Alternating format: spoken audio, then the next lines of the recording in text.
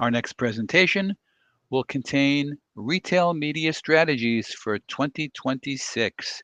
Our speaker is Justin Jefferson, Vice President of Strategy and Insights for Keen Decision Systems. Justin, take it away.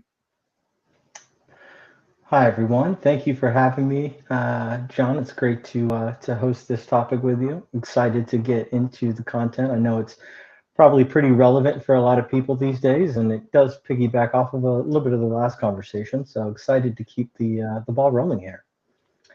For today's agenda, there's a few points that we want to hit. Generally, we're going to do a quick introduction of Keen, who we are and what does Keen do really for the CPG market.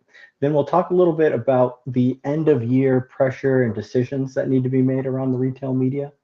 We'll talk a little bit about the data trends that we're seeing recently. So we've got some charts that indicate really what are brands in CPG doing within the retail media landscape. And then we'll talk a little bit more about the investment into 2026, how to think about and determine, really how you're allocating that budget. And then, for beyond, just some general concepts, some ways to more qualitatively approach and figure out how to better execute your retail media besides, the tactical investment approaches, thinking more organizationally, how can you approach the really the right balance of spend and understanding how to utilize it. So we will jump into the next slide, a little bit about Keen. So Keen is a unified system for measurement, planning, and forecasting. And we deliver that through a software application that is available 24/7 to our end consumers. So at the end of the day, what that really means is we model the marketing, the working dollars for marketing for each of the brands. And then we evaluate what is the incrementality and impact or lift being associated with that investment.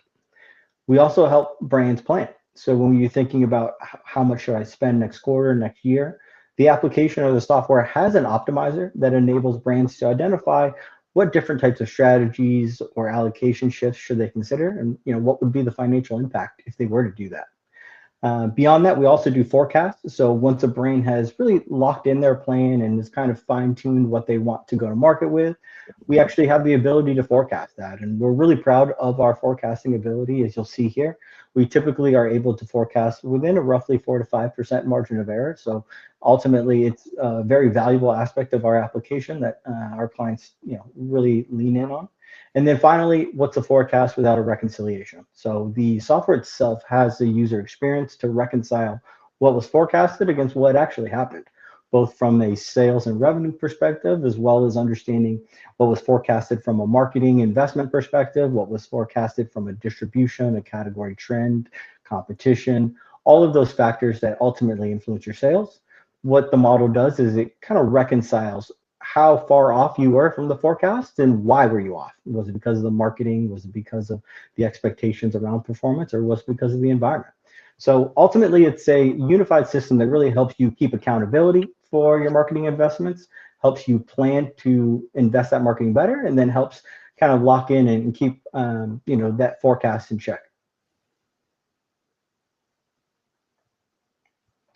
Jumping to that next slide, there's a few examples of clients who we work with.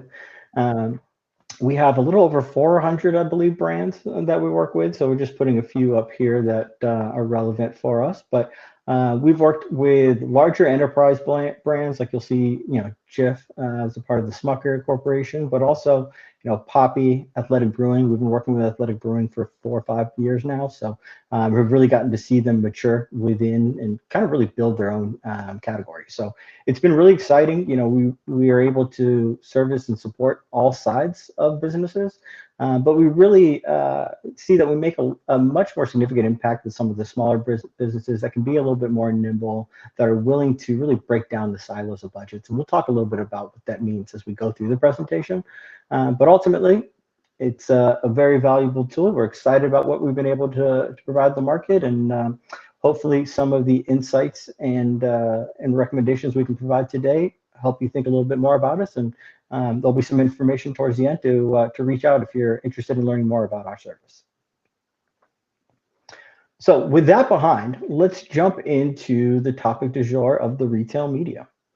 And really, what we want to talk about is, some of the pressures that we're seeing in Q4 when these kind of joint business plans are being, finalized, but also, in Q3 and when they're really starting to work together. We understand, they're finalized once a year, but quarterly they're reviewed, always kind of held accountable.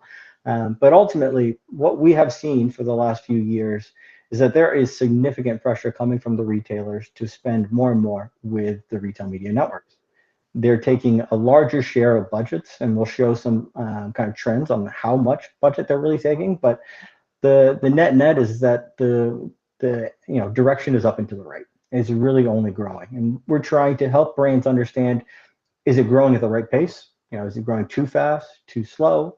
And then as you think about those dollars, are they going to the right retailers within kind of your ability to allocate?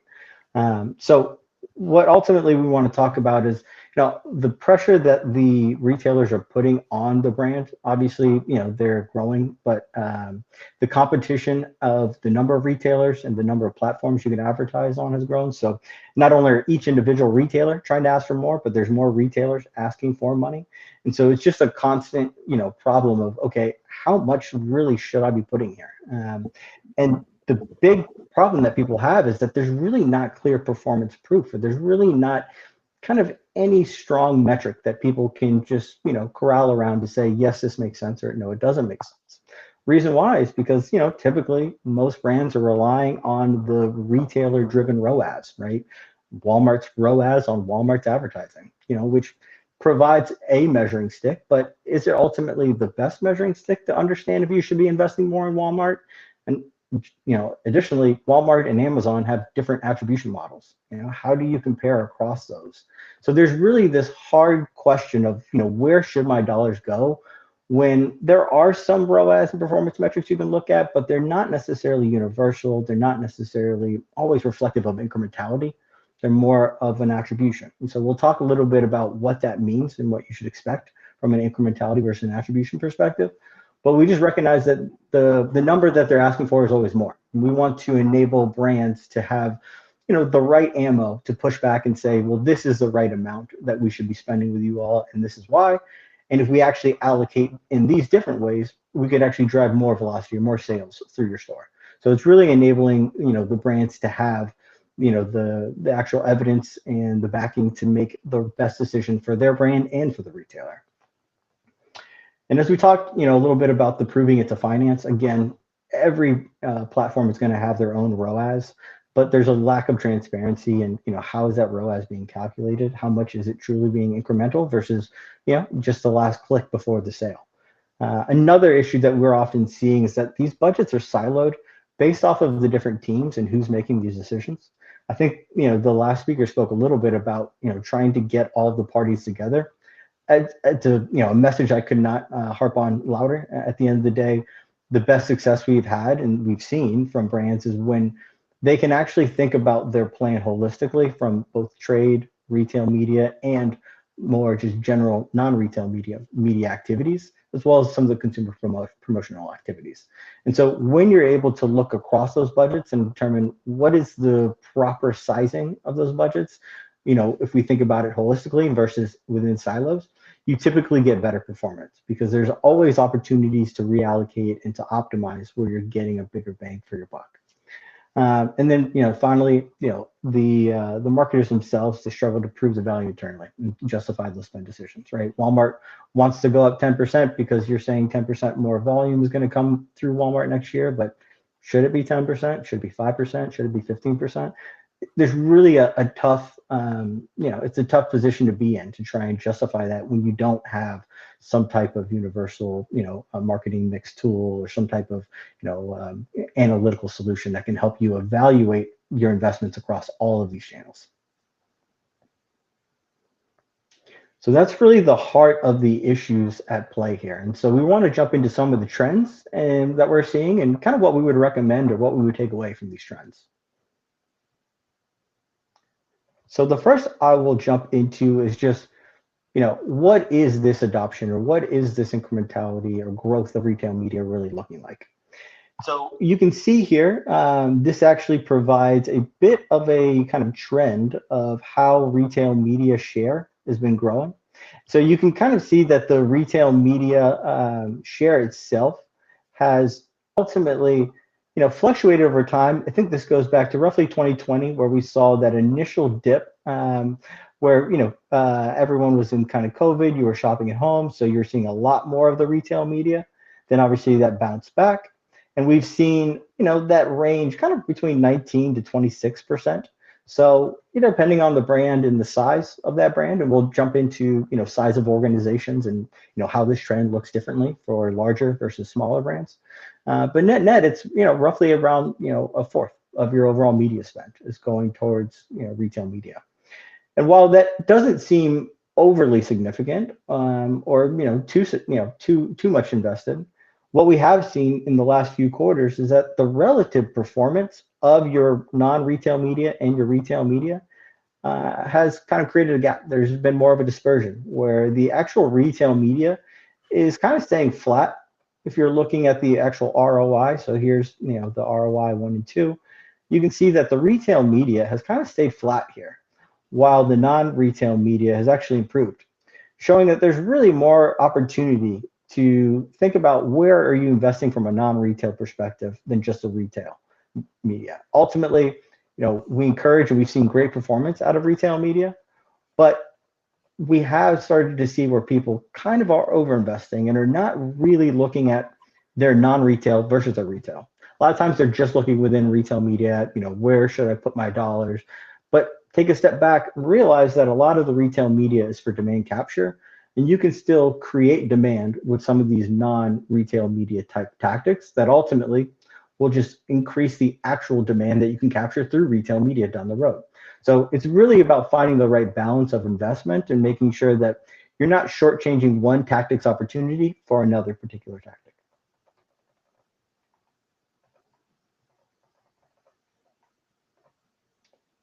All right, get rid of that. Let's jump to the next slide here. On the next slide, what we're really looking at is the investment by retailer, and we've isolated it into display ad formats versus search ad formats. So on the left, you can see what is the relative amount of investment in each retailer on display. And here you can see Amazon was the biggest player here at 72% and has most recently kind of come down into that, 50-ish% on the display side. So you think about general retail media display, about 50 cents of every dollar is going towards Amazon. Used to be, 75 cents of every dollar. So they're definitely losing share, and a lot of that is coming to Walmart. You can see Walmart has grown pretty significantly from 17 into the mid 20s. So really, what you can see here is two things. One, the big players have kind of lost some of their share, but two, there's a pretty growing dispersion, right? The number of colors and the size of those colored bars have obviously grown. And that's even more present on the search side. So when you look at the actual search side, you can see that, this is really a much more balanced mix versus the display side, which is, really over, invested into Amazon. But on the search side, the bigger players is Instacart has honestly been growing pretty quickly. Walmart maintains a healthy mix and is actually a little bit larger than Amazon, which, to a lot of people that can be surprising. But net, what we're seeing here is that there's a greater dispersion, or at least more kind of players involved within the retail media networks, and there's always new networks being built out. I think every couple of months there's at least another one being published. But what we're seeing is people are looking and kind of allocating their dollars where they're getting the best returns. And we're seeing that result in more dollars across more retailers. And so if you are looking at your own spend and you think, you're seeing 70% going towards one, particular retailer, you might be, over-investing. You might want to think about how could I, balance that investment a little bit better. So just want to give a sense of what the lay of the land looks like from the investment perspective across the different retailers. And that actually leads into our next chart. What we're showing is the investment and returns into some of these retailers. Again, dividing them by display and by search, where the display is in the blue, the search is in the orange. The investment is on the left side and the ROI is on the right side. The investment is the bar, ROI is at the dots. So ultimately what you can see is where is the investment and where are the returns. And very similar to what you saw on the last chart when it comes to search, there's obviously a lot more in Walmart and some of this other bucket, right? If you exclude Target, Kroger, Amazon, Walmart, everything else falls into the other. So you're seeing a very significant kind of movement towards this Walmart and this other, but generally the mix is pretty similar. Target's kind of lacking behind, but it's a lot flatter than when you look at the display side, where Amazon is absolutely getting the majority of the investment, and the other retailers are seeing much smaller relative to the whole pie. So it kind of reinforces the investment allocation aspect.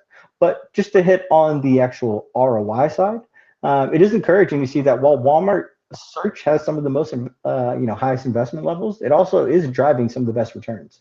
It's driving better returns than we're seeing here at Amazon. Obviously, there are opportunities in Kroger and Target, and we encourage brands to really increase some of that investment if they are seeing much smaller shares of budget here. But it's really encouraging to see that Walmart's got a strong position in the search, and they're also delivering a strong relative ROI. On the display side, Amazon is actually, again, the highest on the display from an investment perspective, but it is a little bit lower than what we're seeing, maybe on Kroger, and it's kind of right in the range for Walmart. Target's a little on the underperforming side. So, net, what I'd say here is that, brands are going to continue to invest and shift dollars where they're seeing the best returns. What we're seeing is, really a movement in that search to spread it across where you're getting the best returns. Are all a little bit more similar on the display side. We anticipate that we're going to see more of that Amazon display, shift out to some of the other channels where they are getting better returns. So we encourage always balancing the mix. And, if you're looking at your own mix of investments, see how this compares against what you see here on the chart. And, if there's any ways to kind of get it closer in line with, a benchmark.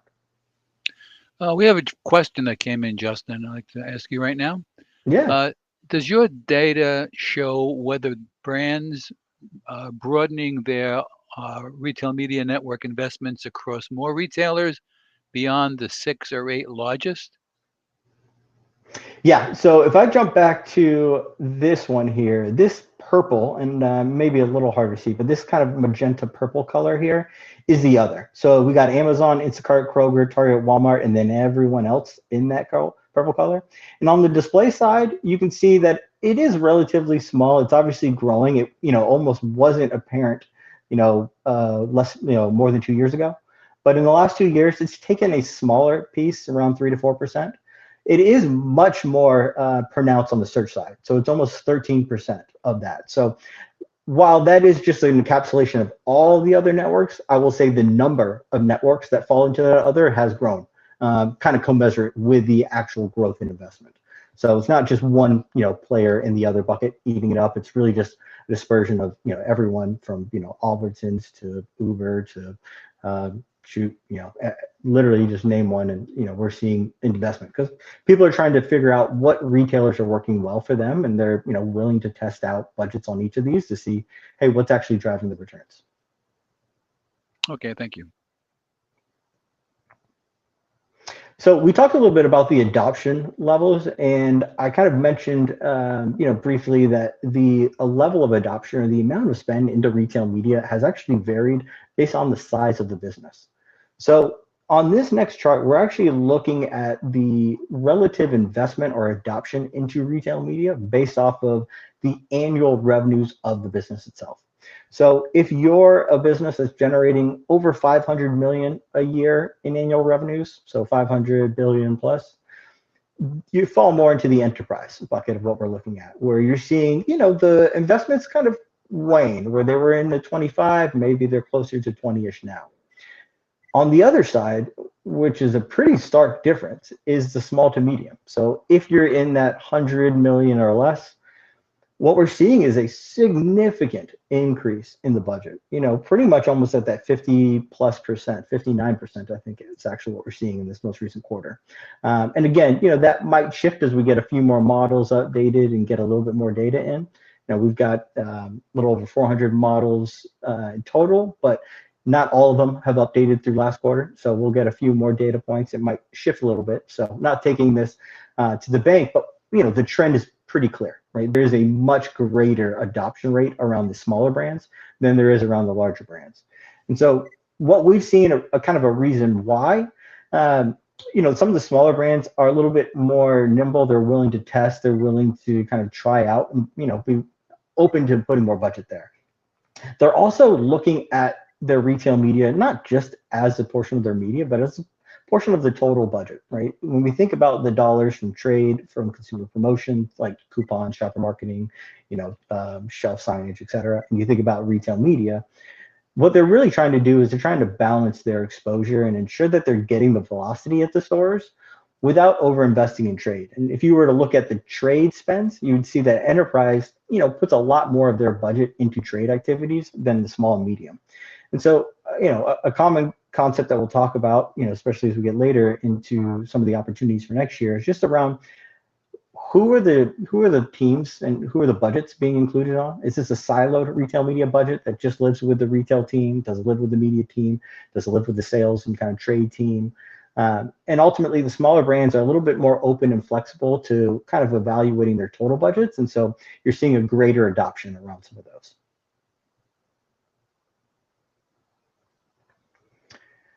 But now that we've talked a little bit about what we have seen, we can talk a little bit about what we expect to see, or what we would recommend.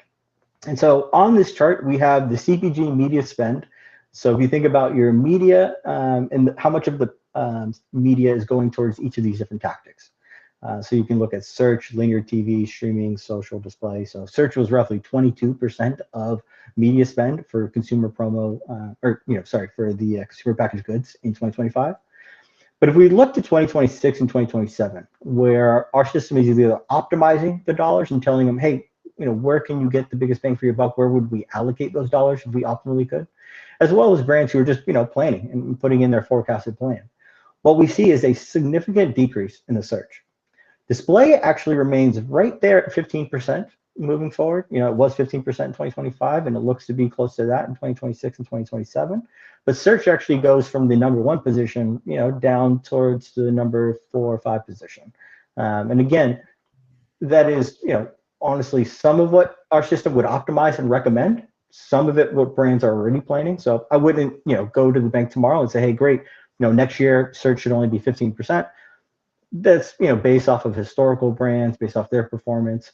So what I would say is it's definitely going to be lower than what it currently has been, or ultimately it should be lower based off of the performance metrics and returns we're seeing.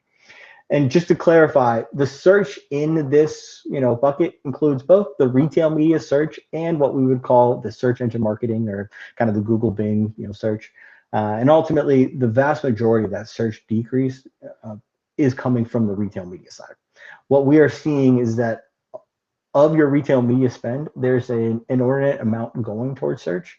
And we would actually advocate to take away from that search and either reinvest it into streaming, social, even display for other top of funnel exposure, especially if you're just talking within the retail media bucket. Right? How can you move away from on-site search and move to off-site search, or move to a display, or to streaming video, or even social? We're seeing some kind of social activations now. So really thinking about how do we stop over-indexing the bottom of the funnel, that demand capture on-site search, where we're seeing a lot of investment, and moving it towards more of that off-site, where you're actually helping to drive more awareness, more kind of additional demand down the road. I actually want to provide a quick example of this concept of why search on site might be overinvested or over-indexed, and why the attribution in the interface doesn't always mean incrementality for your business. So here's a perfect example of a quick search on Walmart.com for Oreos. If I search for Oreos, you can see what I'm presented with on the right. These 3 images that are all sponsored images. Now, this is what you would call in the search world a branded strategy. When you're going for a search term that is your brand, it's called a branded strategy. When the people are just looking for cookies, that's called more of a non-branded or generic. And if people are searching for, let's just say, your competitor, Chips Ahoy, and you want to show up, that's more of a kind of a conquest type of strategy. And so what we're talking about and what we're showing here, an example of the branded strategy. Someone searches for Oreos, you show Oreos. And to be honest with you, this three option kind of ad is actually really not that bad. What you have here is kind of the staple classic Oreo product. You also have the 10-pack mini, and then you have kind of a snowball and innovation probably for the seasonal time period that we're in now, kind of going into that Q4. And so from a, what ads are they showing? They actually have a really good kind of diverse set. What I would recommend is not just having three of the same type of products in different sizes or same product in, different flavors. It's really to have kind of some diverse options. But I think the important part to take away from this is that this is an ad that is at the point of conversion where the user has already showed intent to purchase this ad, right? If I'm searching for Oreos, it's likely I want to add it to my cart and buy it. So when I click on that Oreo and I add it to cart and I buy it, the this Walmart engine will give the credit of that sale for that ad. And I think it's appropriate to ask, well, if I was searching for Oreos, would I have bought Oreos without that ad? A lot of times, just having that ad doesn't get you incrementally more sales. There is, obviously the other side of the, conversation debate would be, well, hey, if I'm not in that ad spot, would Chips Ahoy or would someone else be in that ad spot? Would they steal the sale? And that's possible, especially when you're looking at generic queries. But in a branded query, if I'm looking for Oreos, I'm probably not going to just buy another random cookie that's up there. I'm probably going to go buy my Oreos. So it's just a concept of when the attribution model or when that ROAS in the platform says, hey, you got this many sales and this much return, you should be skeptical. You should really not take that, as the 100% truth, because this is really a concept of, well, what got clicked on or what was, interacted with versus what actually helped drive a new sale. And along that, so, this is what we would call a search bottom of funnel, a demand capture, type of tactic. And when you think about your tactics, there's really more of kind of the awareness driving at the top of the funnel. There's more of the, kind of remembering, kind of representing the product in the middle. And then there's more of the demand capture in the bottom where, hey, someone's looking to actually make a purchase, whether that's Oreos or cookies. And I want to make sure to be there to capture that demand. And so when you're thinking about the different ways you could be spending, especially in the retail media, you want to consider kind of the impact that you're going to have and the ability to drive sales here and now, but also sales into the future. And so what we're looking at here is what we would call a ad stock decay rate, where essentially when you advertise in week one, how many sales do you get in the first few weeks versus how many sales from that same investment come in the future. And what you'll notice is obviously there is a pretty kind of thin tail. And so when you're advertising at the bottom of the funnel, right? When I search Oreos and you're presenting an Oreo, you're gonna get a sale in that week, right? That's the week of the ad, the week of the sale. You might even get an additional sale that next week or two just from people buying that and then potentially wanting to buy more, and it kind of gets into a habit of purchase. But ultimately, this is going to die off pretty quickly. And what you're really not thinking about here is that top of funnel exposure. And I'll go ahead and kind of draw what that might look like. But the top of funnel is really going to have kind of a less significant uptick here. And then you're going to have more of a thicker tail. And maybe that tail could even be a little higher here. But ultimately, there's two ways to drive volume. One, to capture it, at the outset, or two, to help drive that demand for later, that you'll capture later with your search ads. And so what we have historically been seeing with the retail media is that too much of the investment is on that bottom of funnel capture, and not enough is on the display, the streaming, the more of awareness, the more offsite type of ad formats. So as we think about, how you should be investing and kind of the ways in which you should be making these decisions, you want to not, first off, don't put all of your money into the absolute peak. A lot of times we'll see, brands where they have a little bit of, increment, kind of seasonal demand where it kind of goes up a little higher than historical. What we see is people overinvest in those time periods, relative to the increase they see in sales, right? And so what we always kind of encourage people to think about is you should be allocating your budget relative to the potential demand there is out there. When that potential demand grows, your investment should grow, but it shouldn't necessarily go way beyond what that potential demand is. And so when we do see people over-investing those peak periods, the thing we usually encourage is say, hey, you know what? Why don't you move a little bit to the top of the funnel and launch that a little earlier in the period so that you're helping to actually build momentum and drive some of the awareness that you can then capture during that peak demand period. So really think about not only the ad format, but the type of sales that's going to drive over time, kind of how you want to line that up with your seasonality. And ultimately, ensure that you're adjusting your budget by week, by month, proportional to the demand that you anticipate, not necessarily reactive to kind of just one-off requests or, to make sure to spend X amount of dollars before the end of the quarter. Ultimately, what we have seen drive the best return is a very kind of stable growth up to that point in peak demand, and then a sizable or kind of a proportional decrease in spend relative to the actual demand that's happening.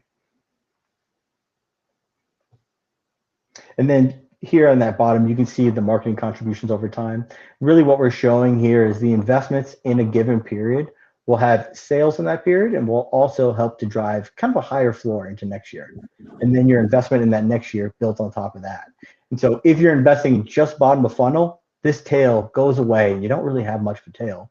If you're having a more healthy balance of spend towards the top of funnel, you're going to benefit from having kind of a higher floor to invest off of next year. And it ultimately drives better returns and kind of better profitability.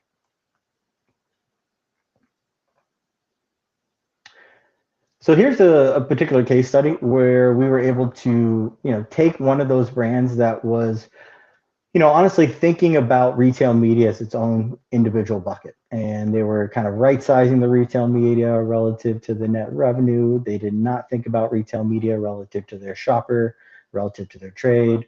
It was just, a given budget. They had to spend it. They wanted to spend it as best as possible, but they weren't even sure if that was the right budget that they needed or if that would even help them achieve their revenue goals. So going through our application, building a model and being able to simulate and understand the different opportunities, we were able to drive significant profit ROI growth, almost a 2x, a 1.8. From a revenue ROI perspective, if you think about the very top line, they're able to drive that much more significantly. The delta between those two is really the margin, right? The profit takes into account your margin.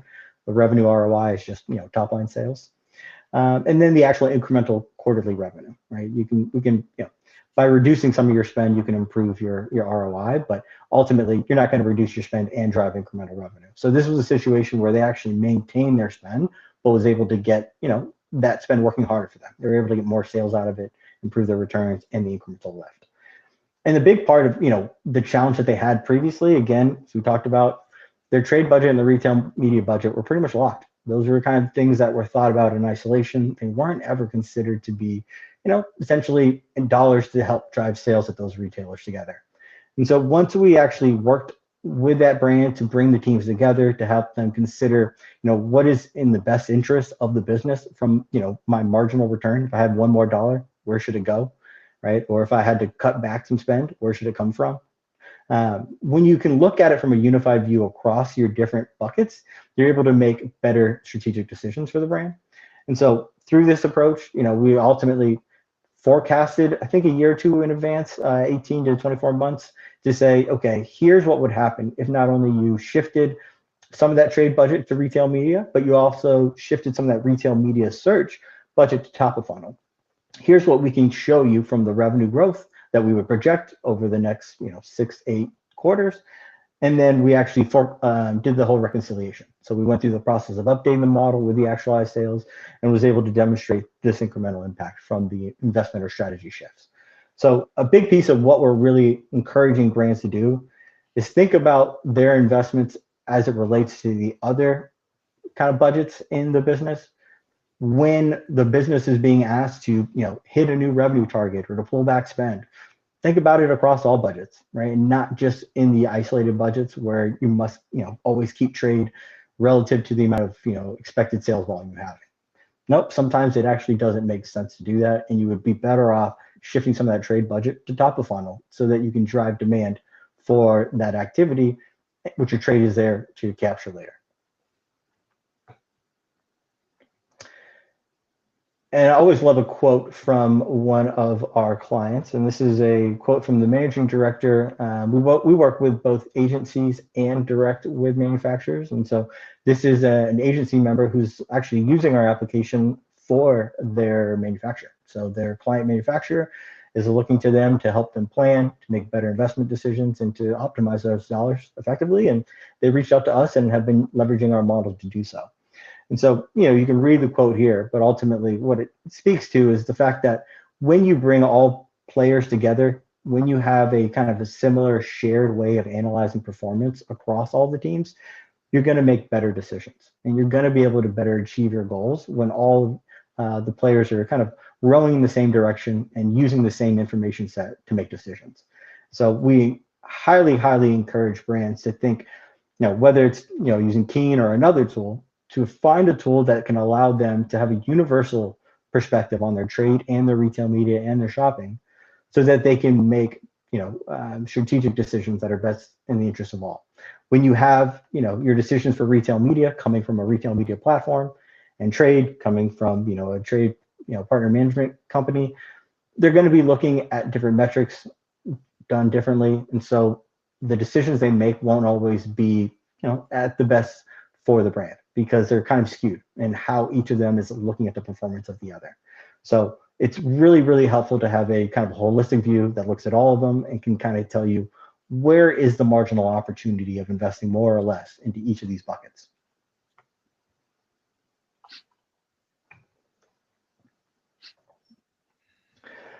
With that, I do want to leave you all with a free bonus resource. So on Keen's website, you can find that at the hyperlink here or with this QR code. But we have a kind of an insights dashboard where we keep an updated quarterly look at a few different kind of charts and trends. Some of them we've covered here, but there's a lot of other ones looking at kind of the relative size into media versus trade versus consumer promotion, based on different business sizes, or the relative amount of investment. When you think about your investment relative to your revenue, how much people are putting into just general media, trade, and consumer promo. And as you can see, it's a lot higher percent of revenue when you're smaller. It grows to a lot less, or it shrinks to a lot less when you're larger. Even though your budget is bigger, the size of revenue is smaller. So it can be a really good resource or benchmark for you to understand, okay, where am I at in my kind of manufacturer cycle? Am I growing? Am I stable? What should I be doing, and what are other brands doing that are in these similar stages of their life cycle? So would highly encourage anyone to take a look at that, and those will always be updated each quarter. So we'll be pushing. We just had Q3s pushed out, and we're pushing out Q4 in January.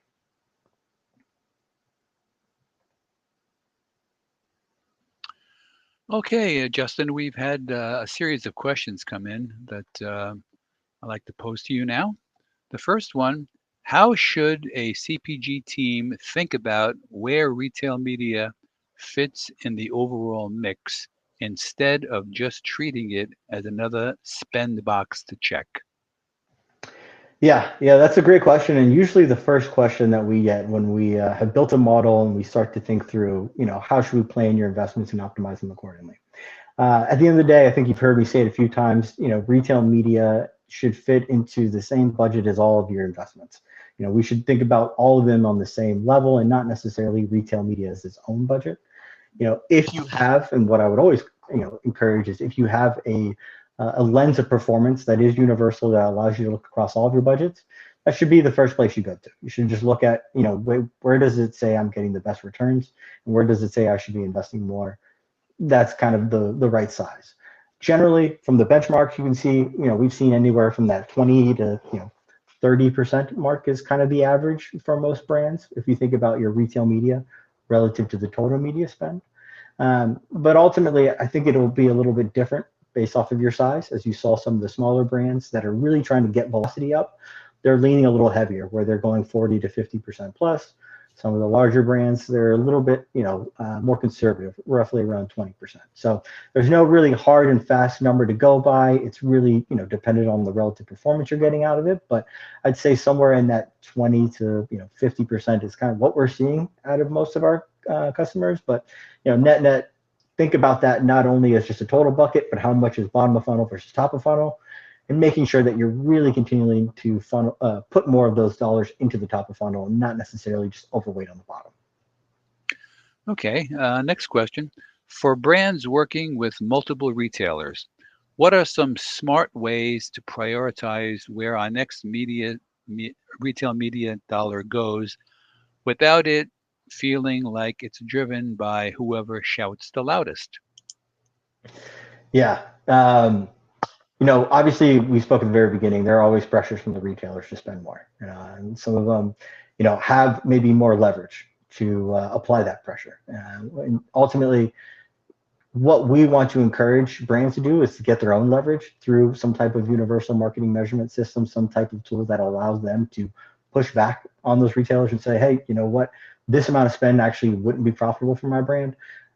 From my modeling, I can even see that if I pull back some of the spend from retail media and put it into more streaming video, into more social, into more, even linear TV, that would ultimately drive more incremental sales volume through your retailer. So, they're going to apply a lot of pressure with their leverage on, how much shelf space you can get, et cetera. You want to be able to come to the table with your own, performance metrics to say, here's what makes sense for us. At the end of the day, I would always encourage, even if you don't have the tool like that, to do some testing, within these channels, do some incremental ramping up of spend and evaluate how much incremental sales you're seeing.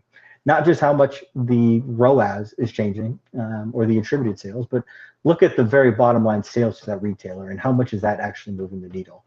And if you are able to do those tests, we would encourage, taking that as the first step, but ultimately having a more universal way to doing it across all the retailers would be optimal. Alrighty. Next question. What are a few practical signals or simple checks brands can use to see whether their retail media investments are working hard enough? Yeah, again, the golden solution is to have a tool that would help you evaluate across, but let's just say that you don't, and you're looking and relying on the ROAS of each of the individual channels. Like I said earlier, Walmart, Amazon, Kroger, they're all going to have their own attribution model that differs based off of the time window, the type of interaction, the actual number of interactions you have. They all kind of influence what they're attributing. So using the ROAS from each one of these channels and trying to put them together on the same page and compare won't necessarily be a great solution. What I would encourage instead to think about is the different strategies you're employing and how you can look at some of the secondary metrics, like the amount of conversion rates you're getting. So, when you're spending on a non-branded, right? So someone searches for cookies, I'm trying to sell Oreos. I put my Oreo ad when they search for cookies. I'm trying to look at what my conversion rate is there on Amazon relative to what it is on Walmart. And I might be looking to, if that's my best signal, kind of compare and evaluate and, spend more where I'm getting better returns there. If you're looking kind of on the top of funnel, again, attribution models are going to be different. So really look at where can you get the greatest amount of impressions and where can you get better quality impressions, where are your consumers more likely to be. So generally, I would say that there's always kind of rough benchmarks that you can look at, that we have and we're willing to share regarding the percent of allocation across these different retailers. It's always a good starting point. But if not, you'd always want to look at the secondary signals of some of your campaigns, kind of compare those, and then, doing tests, ramping up in certain channels and seeing if sales go up, pulling spend back a little bit on other channels and see if the sales actually go down to that retailer. So there's really nothing better than doing a true test if you don't have kind of a universal system to evaluate across. Alrighty, last question we have here. What capabilities or ways of working should CPG teams start building now so they can walk into joint business planning and retail media conversation as true partners? Yeah, I love this question because it's not only relevant for the retail media conversation, but it's just relevant for budgets in general.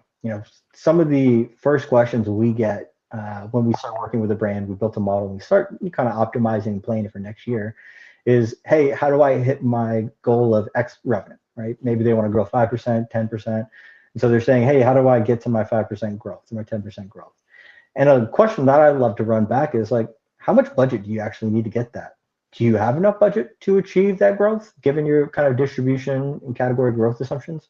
Do you actually need more budget? Do you have more than enough budget? And if you really start with that question of like, what is your goal? What is your objective? Then you should think, okay, what is the relative budget I need? And that budget question shouldn't necessarily be constricted to just, hey, within media, hey, within my trade. It should be across those particular channels. And so when we're working with the brands, I'd say like we see the best results and the best kind of long-term growth from brands where the total budget is actually being evaluated together when we have kind of a way of measuring across those channels and we're actually pulling back and pushing between those budgets. And what you can really say is, if you do need more short-term kind of transactional, you need to drive revenue this quarter, that might be a moment where you pull away from some of your streaming, some of your TV and into trade. Conversely, if you're kind of trying to grow at a healthy rate and you just want to continue to drive that future demand, that may be a point in time where you can start to lean less on your trade and lean more into top of funnel. And so I always say start with your goals, start with your objectives first, and then walk back into the right budget that you should have.